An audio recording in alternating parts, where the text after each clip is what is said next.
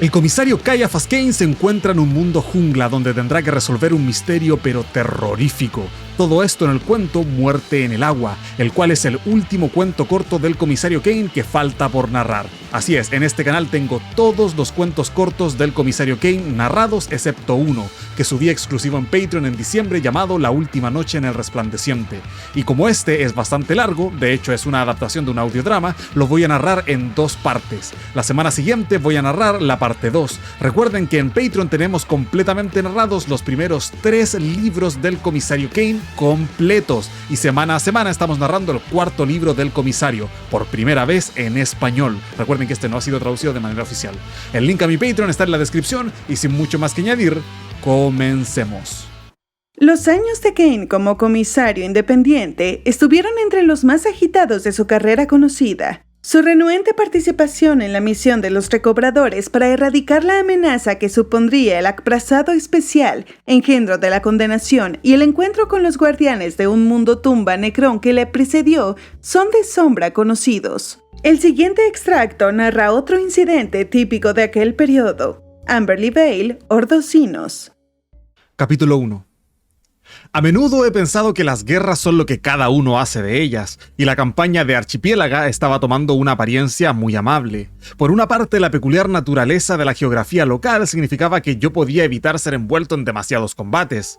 Cuando llegaba yo para alentar a las tropas, las cosas ya se habían calmado, y la guerra se había trasladado a otra isla. También ayudaba que esta vez no tenía que enfrentarme a los bramidos de los orcos, o a baviantes tiránidos, o a los ególatras Eldar, a todos contra los que me he acostumbrado a enfrentarme durante los años. Esta vez, el enemigo tenía rostro humano. Archipiélaga era un mundo salvaje, redescubierto a la estela de la cruzada del Golfo de Damocles. Un planeta puro y libre de cualquier mancha Sinos. Ni siquiera los Tau se habían molestado intentando anexar ese mundo alejado de la mano del emperador. A pesar de los esfuerzos realizados para civilizar el lugar, algunos descontentos seguían empeñados en crear problemas. Pero como todavía creían que las ballestas y la pólvora eran armas vanguardistas y técnicamente avanzadas, mientras que la guarnición de la guardia contaba con armas láser y apoyo aéreo, la pacificación completa del planeta solamente era cuestión de tiempo. No es que pareciera que la campaña iba a terminar de inmediato, puede que fueran pocos enemigos y mal equipados, pero eran tenaces. Y yo era plenamente consciente de que un puñado de combatientes bien motivados podía retrasar una fuerza mucho mayor durante mucho tiempo. Sin embargo, no tenía queja alguna si la campaña se alargaba. La capital del planeta estaba situada en la isla más grande de la zona templada, que gozaba de un agradable clima, una ciudad lo suficientemente grande para ofrecer una buena vida nocturna y un puerto estelar lo suficientemente cerca para asegurarme que las pequeñas comodidades de la civilización estuvieran siempre a mano. Eso por no hablar de un buen número de lanzaderas con capacidad orbital por si, de repente, y después de todo, las cosas se ponían feas. Por lo que a mí respecta, la guerra podría haber durado indefinidamente. Después de todo, es lo que me hubiera gustado, si no hubiera sido por el funesto secreto que se escondía en el corazón de aquel mundo tan aparentemente inocuo. No es que tuviera ni el menor indicio de aquello con lo que estaba a punto de tropezarme, al contrario, aquella noche estaba agradablemente relajado, disfrutando de la hospitalidad del general Lokris, el viejo veterano encargado de la compañía de pacificación. En teoría, años antes había sido ascendido a un puesto dentro del Estado Mayor, y se había encontrado detrás de un aburrido y fastidioso escritorio. Tal como era el general, había aprovechado aquella oportunidad de volver al campo de batalla, tal como yo me había arrastrado a lo que pensaba era mi pasaje a toda una vida arrastrando mis pies por los archivos, en la anónima seguridad de la retaguardia. A pesar de su irritante hábito de entorsarme las tareas más amenazantes para mi vida, en la errónea creencia de que mi reputación de heroísmo era más que bien merecida, he de reconocer que mi viejo compañero me caía bastante bien. Era directo, transparentemente honesto y tan despectivo como yo con el continuo politiqueo que preferían muchos de los altos oficiales con los que ambos nos encontrábamos. Además, también tenía un chef personal especialmente bueno, así que una invitación a cenar con él era siempre bienvenida, especialmente en aquella ocasión, cuando yo estaba razonablemente seguro de que no estaba tratando de ablandarme antes de dejar caer otra misión suicida a mi regazo. Parece un poco pensativo esta noche, me atreví a comentar después de que la conversación serpenteara tranquilamente entre 4 cursos de perfección gastronómica, culminando en unas copas de amasec bien madurado. Supongo que sí, admitió, agitando el líquido ámbar antes de tomar un sorbo y caer de nuevo en silencio. ¿Puedo ayudar en algo?, pregunté, un simple reflejo cortés. Si hubiera tenido la menor idea de dónde me iba a conducir esa pregunta, habría mantenido quieta mi lengua, pero en ese momento parecía simplemente una inofensiva cortesía. Pues ahora que lo menciona, tal vez podría hacer algo, dijo Lokris, como si la idea no se le hubiera ocurrido antes. Me entregó una placa de datos que agarró de entre varias que cubrían una mesa próxima. Y me encontré examinando una enorme masa de material referente a nuestras operaciones en la cadena ecuatorial. ¿Qué estoy buscando exactamente?, pregunté, examinando una serie de informes de batallas, resúmenes de inteligencia y una larga y tediosa lista de informes de toda clase. Esto. Lokris se inclinó y señaló el informe que quería que yo leyera. Era demasiado engorroso para comprenderlo con una sola mirada superficial, así que le pedí un rápido resumen verbal que el general tuvo la amabilidad de proporcionarme. Una de nuestras escuadras desapareció hace un par de meses, durante una misión de reconocimiento rutinaria. No hubo ningún contacto de Vox y no hallamos rastro de los cuerpos o de supervivientes. ¿Y realizaron una búsqueda exhaustiva? A fondo. Eran parte de un regimiento vostroyano. Los primogénitos cuidan bien de los suyos. Eso escuché. Nunca había servido con ellos, pero conocía su reputación. Todavía se sentían culpables por los actos de sus antepasados, que fallaron al emperador durante la herejía, y no se puede encontrar a soldados más leales y dedicados. Durante la herejía al planeta Vostroya se les solicitaron hombres para luchar contra los traidores. Los gobernantes del planeta se negaron, aduciendo que eran más valiosos trabajando en las fábricas de armamento para las tropas leales. Tras finalizar la herejía, la gente quiso enmendar ese error y desde entonces se envía el primer hijo de cada pareja, desde el más humilde obrero al aristócrata más poderoso, a servir junto al emperador. Entre los regimientos no son raras las relaciones familiares, novatos que llegan a la unidad y quedan bajo la tutela de primos, tíos u otros parientes. Esto crea grandes lazos de fraternidad entre los soldados. Me encogí de hombros. Los guardias desaparecen en acción muy comúnmente. Posiblemente les emboscaran y tiraran los cuerpos al mar. Por supuesto, eso creemos, especialmente después de que su barco apareciera cubierto de agujeros de bala. Pero luego comenzaron los rumores. ¿Rumores?, repetí, tratando de aparentar que estaba prestando atención mientras pasaba rápidamente las páginas de la placa de datos tratando de encontrar lo que me estaba hablando. Lokris tomó eso como una señal para que continuara, lo que hizo después de darle otro sorbo a la Masek. Algo que tiene a los nativos asustados. Antes de que yo pudiera señalar que no había nada sorprendente en eso, ya que la mayoría de ellos todavía pensaban que su sol era el trono dorado, el general añadió, incluso más que de costumbre. Estos llamados guerreros fantasmas, eché un rápido vistazo y finalmente encontré el párrafo correcto. Parecen estar haciendo un buen trabajo, si es que realmente existen. 5 campamentos rebeldes destruidos, un par de aldeas que apoyan a los insurgentes atacadas. Unos matones, creo yo, dije. Luego leí un poco más. ¿Pero qué? Exactamente, dijo Lokris, adivinando correctamente lo último que yo había leído. También han atacado asentamientos leales para robar alimentos y suministros. Los locales que trataron de intervenir fueron asesinados con fusiles láser.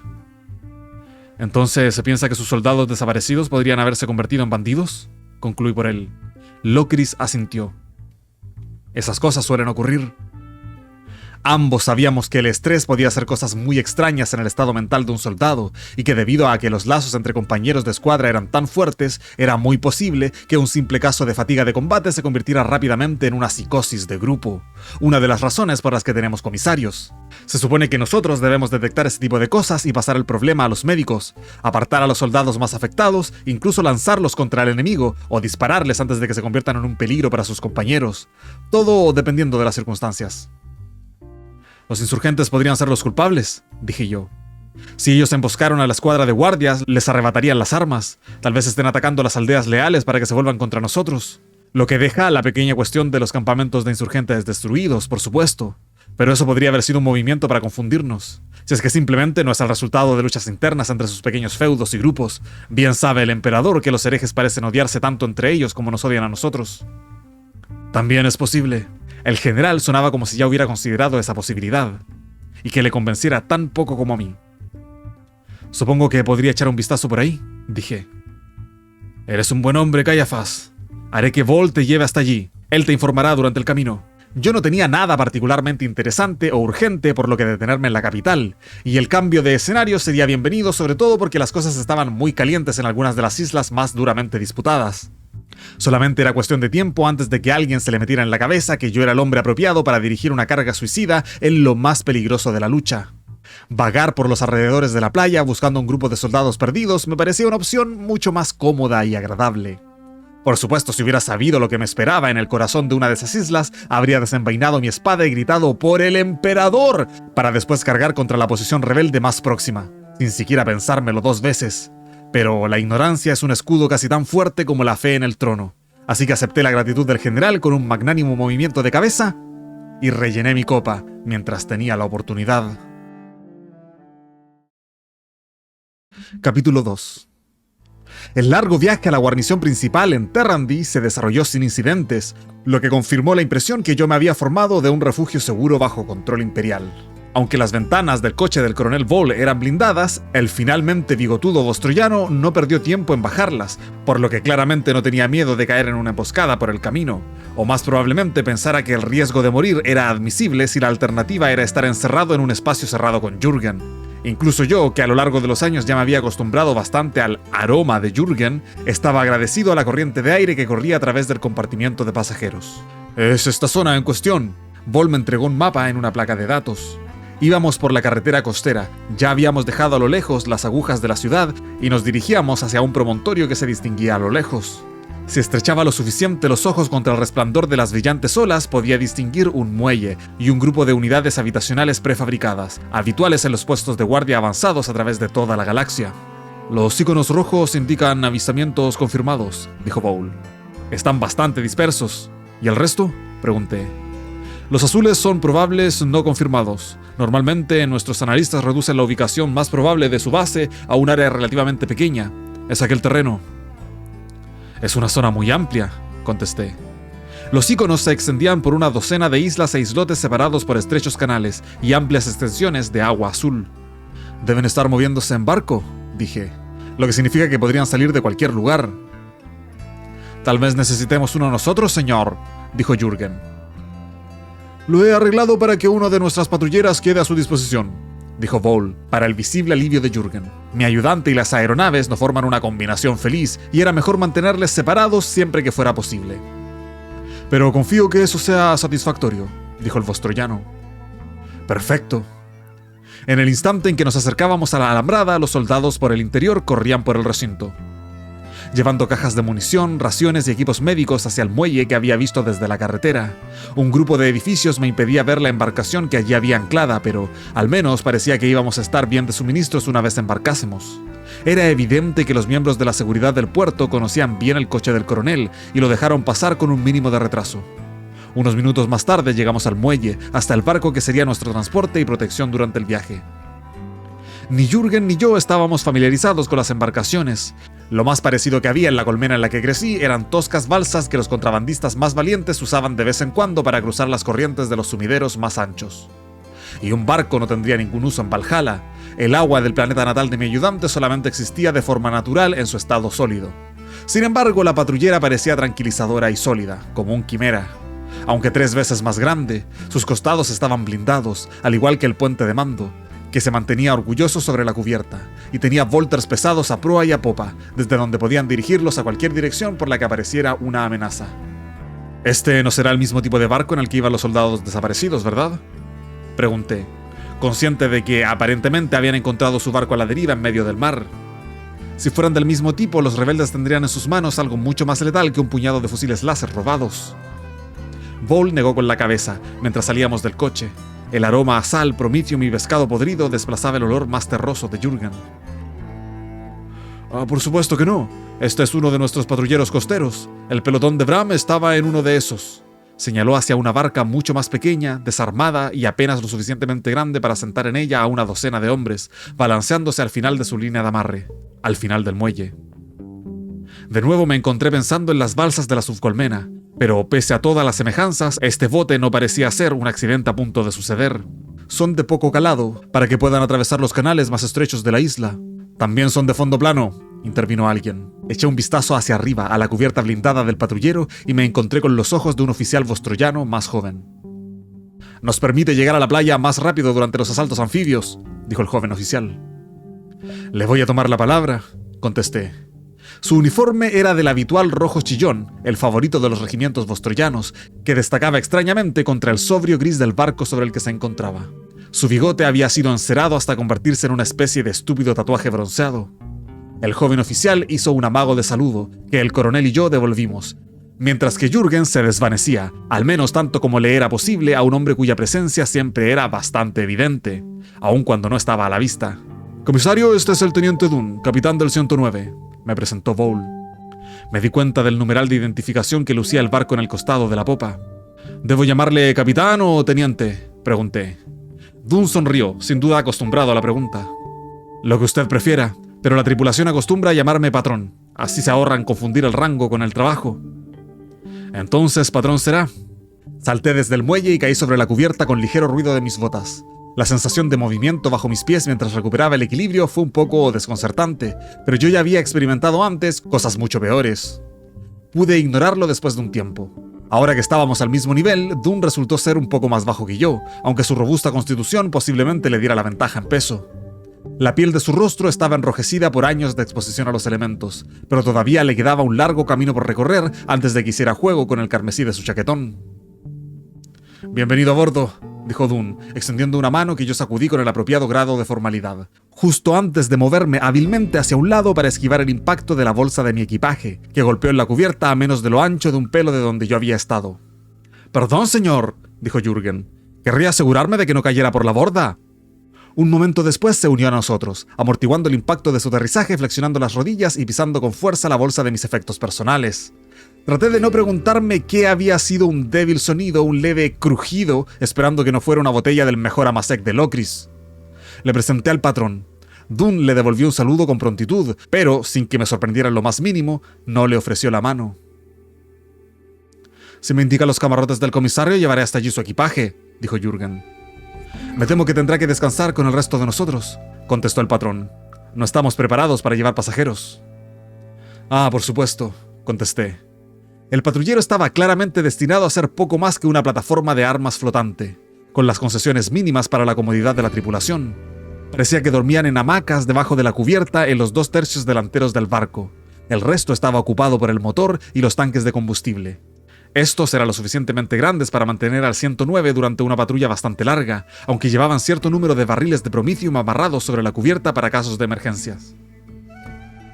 «Siempre podemos colocar los sacos de dormir acá arriba si es necesario», le dije. «Puede que eso sea lo mejor», dijo el patrón. Dunn respiró con un alivio poco disimulado, sin duda imaginando cómo sería tratar de dormir con Jürgen en las proximidades. Le hizo señas a uno de los marineros de la cubierta. «Gowan, que hagan espacio en la cubierta de la proa, para el comisario y su ayudante», ordenó Dunn. «Ahora mismo, patrón», dijo Gowan, haciendo un gesto que parecía un saludo. Jürgen lo siguió balanceándose de izquierda a derecha. Dunn, sin duda consciente de la postura del comisario en lo referente al protocolo y disciplina, me miró con gesto de aprehensión. «Aquí usamos menos formalidades que en un regimiento de línea», explicó Dunn. «Espero que usted no lo considere un problema». «En lo más mínimo», contesté. «La mayor parte del tiempo operamos de forma independiente», siguió el patrón. «El libro de ordenanzas no ayuda mucho cuando nos enfrentamos a enemigos rápidos y móviles». Lo miré fijamente. «Estoy seguro de que no habrá aflojado tanto las riendas como para permitir que alguien llegue a minar su autoridad», dije. Él podría haber respondido a eso, pero de pronto su expresión se endureció. Su mirada pasó por encima de mi hombro, mirando hacia algo en el muelle. Me volví para encontrarme con el coronel Bowl, observándonos, con un soldado extrañamente uniformado a su lado. El primer bostroyano al que había visto sin su extravagante pelo facial. Luego de un segundo me di cuenta de lo que pasaba. «¿Quién es ese?», pregunté. «Su nombre es Callen», dijo el desconocido, saltando sobre la cubierta sin ningún ruido. Se enderezó y me dirigió una mirada que derretía la ceramita. «Y tiene ojos y lengua para responder». «Caiaphas Cain», me presenté, asintiendo con la cabeza en un saludo formal. «Que se disculpa por su falta de cortesía». Todavía no tenía ni idea de lo que estaba haciendo allí, así que pensé que no me costaría nada ser algo educado. Estaba claro que Bowl pensaba que su presencia era buena idea, aunque estaba claro que Dunn pensaba de forma muy diferente, así que decidí retener mi juicio hasta que tuviera una mejor idea de todo lo que estaba pasando. La expresión de Callen se suavizó un poco. «Ah, está bien», dijo de mala gana, después de revisar mis palabras en busca de algún signo de sarcasmo. Apenas me llegaba al hombro. El traje bostroyano que llevaba era demasiado grande para su pequeño cuerpo. Llevaba un machete largo dentro de una vaina en la cadera y un fusil láser a la espalda. Por lo general, rara vez he visto a una figura tan extravagante en un puesto de avanzada de la Guardia Imperial, incluso teniendo en cuenta mis décadas de servicio junto a Jürgen. Calen es uno de nuestros exploradores locales, dijo Bowl. Conoce los canales y corrientes de la zona mejor que nadie, y también puede guiarles por la mayoría de las islas. Me volví para mirar al explorador que, en esta ocasión, parecía feliz de que Bowl hablara por él, posiblemente porque lo estaba elogiando, aunque finalmente resultó que esas palabras eran más que bien merecidas.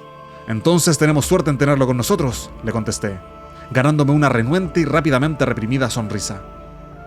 Me alegra que piense así, dijo Dunn, mientras el coronel volvía a su coche con aire acondicionado, y el extravagante nativo se alejaba, sin decir una sola palabra más para sentarse en la proa con las piernas cruzadas.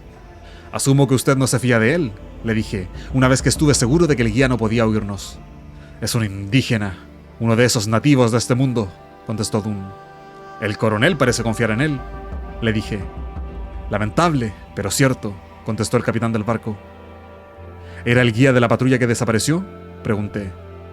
No durante su último viaje, como es obvio, pero había estado varias veces con ellos, mostrándole los canales y los bancos de arena, contestó Dunn. Conocía perfectamente sus movimientos. Eso es lo único que estoy diciendo. Pero eso no significa que los vendiera a los insurgentes, le dije.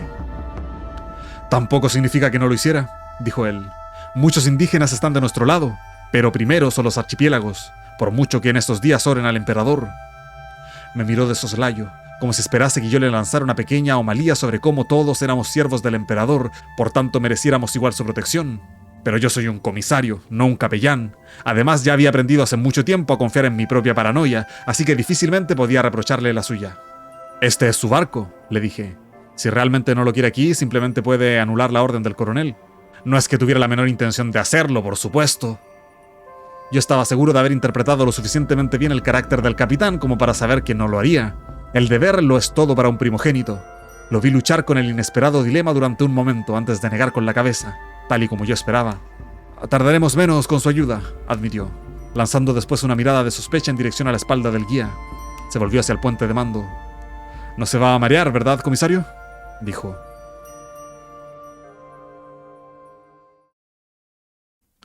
Capítulo 3. Como suponía, yo no me mareé, pero no podía decir lo mismo de Jürgen cuando nos deslizamos fuera del amarradero y nos alejamos de la costa. Los potentes motores rugieron a plena potencia cuando Dunn aceleró las máquinas, abriendo nuestro camino a través de un suave oleaje. Una refrescante brisa pasaba sobre la cubierta abierta, complementada por una refrescante rociada de gotas de agua que disipó el espeso aire húmedo que nos había envuelto desde que desembarcamos en el aeropuerto. Tranquilizado porque parecía no sentir ninguna de las molestias del mareo, a pesar de tener la sensación de estar saltando a través de las olas como una piedra en un estanque, me acerqué al agotado Jürgen. «Se ve todo tranquilo, ¿verdad?», me saludó, sorbiéndose los mocos. Parecía que ya se le estaban pasando los efectos del mareo. Tal vez ayudara que ya estábamos en mar abierto. «¿Qué piensas de ellos?», le pregunté, manteniendo mi voz lo suficientemente baja para que no me escuchara la tripulación sobre el rugido de los motores. «Parece que saben lo que hacen». La mirada de Jürgen estaba fija en las dispersas islas que nos rodeaban. La más cercana estaba solamente a un par de kilómetros, con una playa envuelta por las olas rompientes que bordeaba nuestro camino, mientras que el gran arrecife de Terrandi seguía viéndose atrás, a lo lejos, afilándose como una nube de tormenta. Algo más lejos podíamos ver otros pedazos de tierra, mientras que mucho más cerca una cadena de bancos de arena sobresalían del agua superficialmente. También debía de haber obstáculos ocultos, porque Dunn estaba moviéndose en un sinuoso curso a través de unas aguas aparentemente abiertas, con la relajada confianza de quien conocía bien aquel mar. La estela de nuestra popa describía curvas similares a las de un borracho caminando por una acera. «¿Se pueden leer las olas?», me confirmó Calen, cuando saqué el tema unos minutos más tarde. Jürgen había sacado un frasco con recafeinado de uno de sus múltiples bolsillos y bolsas que adornaban el uniforme que usaba, y yo utilicé la excusa de ofrecerle un vaso al guía para iniciar una conversación, sintiéndome extrañamente como si estuviera acercándome a un colega invitado a un acto social en el que ninguno de los dos conocía al anfitrión. De hecho, ninguno de los dos conocía al anfitrión. Dado que mi desconcierto y desconocimiento eran claros, se pasó los siguientes minutos señalando los lugares donde las olas se alisaban, lo que indicaba algún obstáculo bajo la superficie, y allí donde el color del agua variaba entre los diferentes tonos de gris, lo que a los ojos experimentados era una fiable indicación de profundidad. «¿Qué cree usted que le pasó a todos esos hombres?», le pregunté. Calen escupió sobre la cubierta antes de hacer la señal de la cuila y contestar. «Nadaron hacia el emperador». Tomé eso como que decía que él creía que estaban muertos. «Pero, ¿y si no es así?», pregunté. El guía se encogió de hombros sin apartar los ojos del horizonte. «Por ahí estarán», respondió. No podía discutir eso, aunque su respuesta no me sirviera de ninguna ayuda. Nos pasamos las siguientes horas navegando en zigzag entre un desconcertante número de islas, permaneciendo siempre fuera del alcance de cualquier arma que pudiera estar emplazada en la costa, evitando así que rebeldes emboscados pudieran dispararnos. Aunque pasamos junto a una serie de poblados, los mayores signos de vida los encontramos en el agua. Una asombrosa profusión de barcos compartían con nosotros los estrechos canales de las islas, pequeñas y robustas embarcaciones con velas latinas, carabelas más grandes cargadas de mercancías, barcas de fondo plano arrojando humo. Dune los evitó lo mejor que pudo, mientras los artilleros del barco se inclinaban detrás de sus escudos, preparados para disparar sus volters pesados inmediatamente. Poco a poco me di cuenta que consideraban incluso al más tranquilo tráfico civil como una amenaza potencial. «Estamos aquí». Dune señaló un ícono en el plano que indicaba nuestra posición. Yo levanté una ceja sorprendido de cuánto habíamos navegado. «¿Vamos a parar en alguna parte para pasar la noche?», dije. El joven oficial asintió con la cabeza. «Hay una estación misionera en Scaris del Oeste». Señaló una pequeña cadena de islas en una zona relativamente despejada de la pantalla que me parecía vagamente familiar. Después de un momento las reconocí como las que había visto casi en el borde del mapa que Ball me había mostrado. Pensé que le gustaría pasar una noche más en una cama blanda antes de que sigamos al amanecer. ¿Una estación misionera?, repetí, enmascarando lo peor que pude mi espanto ante la perspectiva de estar rodeado por los pelmazos meapilas del emperador. Dune asintió con la cabeza. La construyó la eclesiarquía, un pequeño santuario, un pequeño dispensario, lo habitual. «Traen la luz del emperador a la oscuridad», dijo Calen detrás de nosotros. Casi me estremecí cuando lo escuché. De alguna forma, Calen había logrado acercarse sin hacer ningún ruido, o por lo menos alguno audible sobre el retumbar de los motores. Dune también se sorprendió. Eso no le gustó. No intentó ocultarlo y lo miró molesto. «¿Lo dices como si lo conocieras bien?», le dije, intentando cubrir ese incómodo momento. El guía asintió. «Así es», dijo Calen. «He estado unas cuantas veces». «Bien, entonces podrás guiarnos», dijo Dune. «¿Empezamos a confiar en él?», le pregunté al capitán, mientras el guía se dirigía al puente de mando donde otro miembro de la tripulación se había hecho cargo del timón. Dune se encogió de hombros. «Primero quiero ver lo bueno que es en realidad y después me plantearé eso». A medida que nos acercábamos hacia los pilotes de madera del muelle del asentamiento, mi sensación de malestar comenzó a aumentar. Un espeso crepúsculo púrpura comenzó a acumularse en la oscuridad, y no se veía ni una sola luz en ninguno de los edificios. Capítulo 4. ¿No deberían haber encendido ya alguna luz?, pregunté.